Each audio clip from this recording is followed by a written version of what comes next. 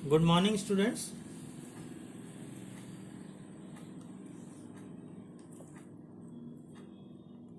पिछले लेक्चर्स में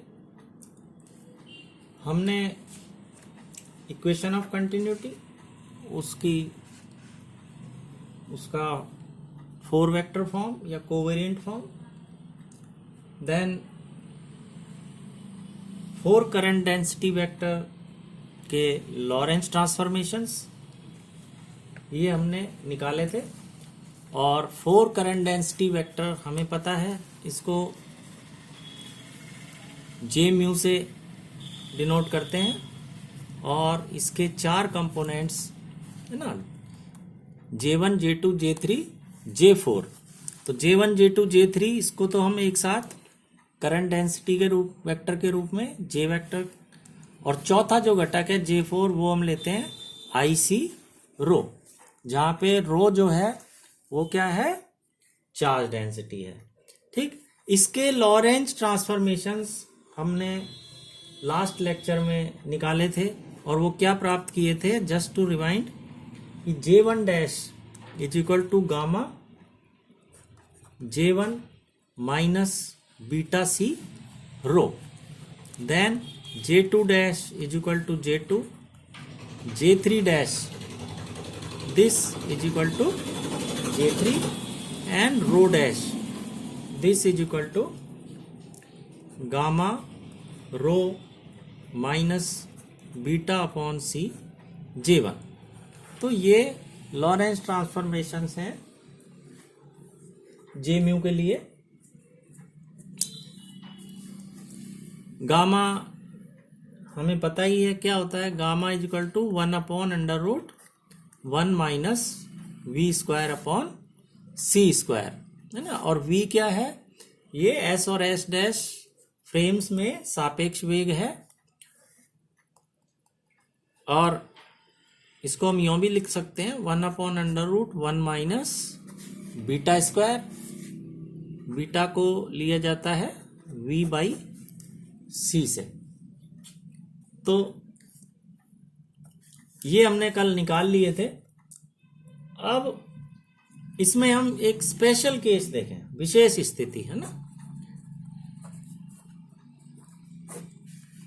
विशेष स्थिति में हम क्या लें कि मान लो स्थिर निर्देश तंत्र जो है, स्थिर निर्देश तंत्र कौन सा है, एस तंत्र। एस तंत्र स्थिर है और एस डैश जो है एस के सापेक्ष प्लस एक्स दिशा में एक नियत वेग v से गतिशील है। तो स्थिर निर्देश तंत्र कौन सा है, एस फ्रेम। एस फ्रेम में, स्थिर तंत्र में चार्ज डिस्ट्रीब्यूशन जो है, यानी आवेश का वितरण जो है वो नियत है। तो आवेश वितरण नियत है, इसका मतलब ये हुआ कि J vector, this J current density, this is equal to 0। और इसका मतलब ये हुआ कि J1 भी 0 होगा, J2 J3। तो तीनों इसके जो कंपोनेंट हैं J वेक्टर के, दीज विल बी 0 अगर एस निर्देश तंत्र में क्या नियत है, आवेश वितरण नियत है। आवेश वितरण नियत अगर है एस तंत्र में, तो J1 J2 J3 these will all be equal to 0। तो इसमें हम देखें इन रूपांतरण समीकरणों से J1 डैश ये क्या आ जाएगा, ये तो 0 हो गया, और ये हो गया gamma minus gamma beta C रो। तो हम लिख देंगे माइनस गामा बीटा सी रो। अब बीटा क्या होता है, v बाई सी।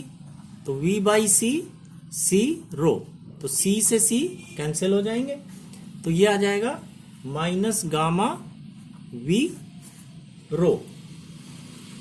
गामा की भी अब यहां हम वैल्यू रख दें, तो ये हो जाएगा minus v rho upon gamma होता है 1 upon under root 1 minus V square upon C square. तो ये आ जाएगा 1 minus V square upon C square. तो इस तरह हम देखते हैं कि इस स्पेशल स्थिति में, विशेष केस में, J1 डैश यानी कि S डैश फ्रेम में 4 करंट डेंसिटी वेक्टर का फर्स्ट कंपोनेंट, पहला घटक जो है वो इसके बराबर होगा। इसके अलावा रो डैश, हम फोर्थ इसका कंपोनेंट देखें तो ये क्या होगा, rho dash is equal to, ये तो 0 हो जाएगा सेकंड टर्म, तो gamma rho, rho dash is equal to क्या होगा, गामा रो। गामा की वैल्यू रख दें, rho upon under root 1 minus V square by C square, और rho 1 minus V square upon C square raise to the power minus half. इसको अगर ऊपर ले जाएं तो रो डैश को हम इस स्पेशल केस में J1 डैश की ये वैल्यू आएगी और रो डैश की ये वैल्यू आएगी। अब मान लो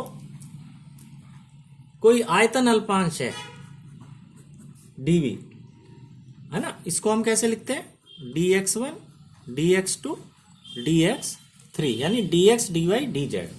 ठीक है, तो S तंत्र में ये आयतन अल्पांश है और इस आयतन अल्पांश में आवेश घनत्व, जिसको कि रो से डिनोट करते हैं। ठीक है, ये आवेश घनत्व इस आयतन अल्पांश S तंत्र के आयतन अल्पांश में ये आवेश घनत्व रो है और ये नियत है। तो इस आयतन अल्पांश में, S तंत्र में के इस आयतन अल्पांश में आवेश कितना होगा, dq will be row dx1 dx2 dx3 यानी रो dv। ठीक है, एकांक आयतन में तो रो हो गया आवेश घनत्व, और इतने आयतन में हो गया rho dv which is equal to this. अब हमें पता है S डैश तंत्र जो है वो S के सापेक्ष नियत वेग v से प्लस x दिशा में, x दिशा मतलब हो गई x1 दिशा, है ना, x1 दिशा में गतिशील है। तो उसके आयतन अल्पांश, S डैश तंत्र के लिए आयतन अल्पांश क्या लेंगे हम, dx1 dash dx2 dash dx3 dash, है ना। इसमें इस आयतन अल्पांश में आवेश की मात्रा कितनी होगी, जैसे S तंत्र में dq है तो S डैश तंत्र में हम ले लेंगे dq डैश, है ना। आवेश घनत्व यहाँ रो है, यहाँ ले लेंगे रो डैश, और आयतन अल्पांश तो ये है ही, तो dx1 dash dx2 dash dx3 dash. तो S तंत्र में किसी आयतन अल्पांश में आवेश की मात्रा dq, S डैश तंत्र में आयतन अल्पांश, इसमें आवेश की मात्रा dq डैश, ये हो जाएंगे। अब हमने जब लॉरेंस ट्रांसफॉर्मेशन इक्वेशंस निकाले थे, है ना, उसमें उसके परिणाम, लॉरेंज रूपांतरण के परिणाम आपने देखे थे। उसमें एक तो था लेंथ कॉन्ट्रैक्शन या लंबाई संकुचन, और एक था काल विस्फारण या टाइम डायलेशन। तो लंबाई संकुचन में क्या होता है कि जिस दिशा में S डैश तंत्र गति कर रहा है ना, तो वस्तु की उस दिशा में उसका जो वो डायमेंशन है वो क्या होती है, संकुचित प्रतीत होती है। अगर वो वस्तु आपेक्षिकीय वेगों से गतिशील है तो जिस डायरेक्शन में उसकी गति हो रही है उस डायरेक्शन में जो वस्तु उसमें हमने छड़ ली थी, तो उसकी छड़ की लंबाई जो है x दिशा में वो क्या होती है, संकुचित प्रतीत होती है, यानी उसमें कमी होती है। तो अब इसमें S तंत्र में इसका S डैश तंत्र किस दिशा में गतिशील है, x1 दिशा में, या s डैश के लिए देखें तो x1 डैश दिशा में, ठीक है ना। तो इसमें लंबाई संकुचन का जो परिणाम है उसका अपन यूज करें तो देखो L बराबर उस समय क्या हमने निकाला था, L0 1 minus V square upon C square raise to the power half.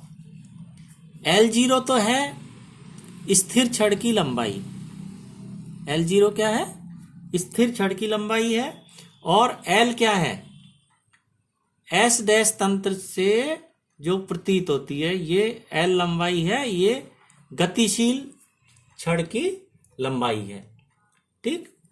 तो इसका मतलब क्या हुआ, L की जगह हम क्या रखेंगे, L0 की जगह तो हो गया dx1, ठीक है, और L की जगह क्या हो गया dx1 डैश, क्योंकि S डैश जो है वो गतिशील तंत्र है, तो उसमें हम लिखेंगे ये जो लंबाई अल्पांश है dx1 डैश, और इसमें लंबाई अल्पांश हो गया dx1, और ये as it is 1 minus V square upon C square raise to the power half.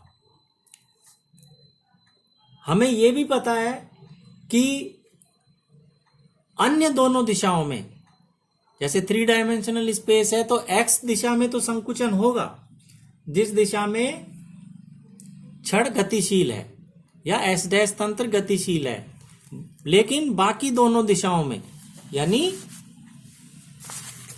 y और z डायरेक्शन में, इसमें छड़ के डायमेंशंस में कोई चेंज नहीं आता है, ठीक है ना।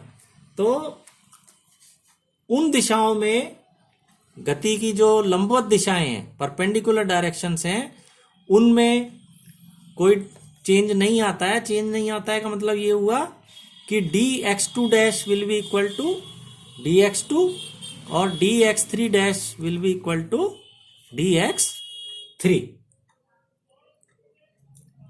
तो dx1 डैश बराबर ये रखेंगे हम, ठीक है, dx2 डैश बराबर ये, dx3 डैश बराबर ये। और इसके अलावा हमने पिछले लेक्चर में देखा था कि रो डैश बराबर क्या होता है, rho dash is equal to होता है rho 1 minus V square upon C square raise to the power minus half. ये हमने पिछले लेक्चर में देखा था। तो इन चारों वैल्यूज को हम कहाँ पुट करेंगे, इसमें D Q dash is equal to rho dash dx1 dash dx2 dash dx3 dash में। तो इसमें अगर हम रख दें तो देखो D Q dash is equal to rho dash ये है rho 1 minus V square upon C square raise to the power minus half.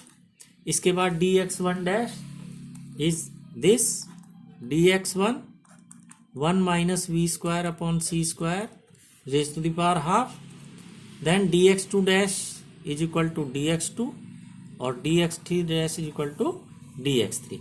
अब ये दोनों कैंसिल हो जाते हैं, तो डी क्यू डैश क्या हो जाएगा, रो dx1 dx2 dx3, और ये किसके बराबर है, डी क्यू के बराबर है ना। तो D Q dash is equal to D Q, यानी दिस इज इनवेरिएंट, निश्चर राशि ये होती है। तो हम कह सकते हैं कि ये डी क्यू ये एक लॉरेंज इनवेरिएंट होता है, यानी किसी भी आयतन में स्थित जो कुल आवेश है वो लॉरेंज रूपांतरण के अंतर्गत निश्चर होता है। जबकि हम देखते हैं आवेश घनत्व तो निश्चर नहीं है, आवेश घनत्व तो एक में तो रो है, दूसरे में रो डैश है, और उनमें ये रिलेशन होती है, तो ये निश्चर नहीं होता है। बट किसी भी वॉल्यूम में जो चार्ज की मात्रा है, किसी भी आयतन अल्पांश में चार्ज की मात्रा सभी जड़त्वीय निर्देश तंत्रों में लॉरेंज रूपांतरण के अंतर्गत समान रहती है, एक वो निश्चर राशि होती है। तो ये एक विशेष स्थिति हमारे सामने आती है। Have a nice day.